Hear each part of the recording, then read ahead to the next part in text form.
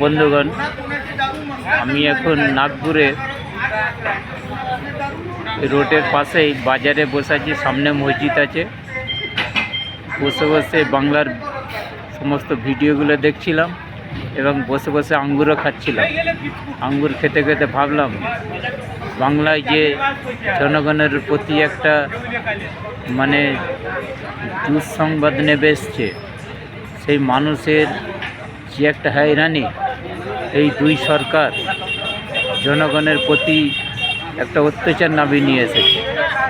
জনগণের প্রতি যে একটা সরকারের আস্থা থাকে, আর জনগণের যে আস্থা সরকারের প্রতি থাকে, সেইটা পুরো শেষ।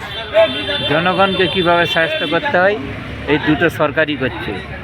এসআইয়ের মানেটা কি? আমরা তো ভারতবর্ষের মানুষ, আমাদের জন্ম ভারতবর্ষে, আমাদেরকে এসআইয়ের করে নাম বাতিল করা হচ্ছে সমস্ত মুসলমানদের। কেন? দেশ স্বাধীন করার মূল ভাণ্ডারই হচ্ছে মুসলমান। সমস্ত ভারতবর্ষের স্মৃতি আছে মুসলমানদের। আজকে মুসলমানদের হয়রানি করা হচ্ছে। এটা রাজনীতি নয়, এটা দুর্নীতি হচ্ছে। এটা মানুষের প্রতি একটা অবিচার করা হচ্ছে। এই অবিচার থেকে সমস্ত বাংলার মানুষ আপনারা চিন্তা ভাবনা করবেন 2026-এ। ধন্যবাদ।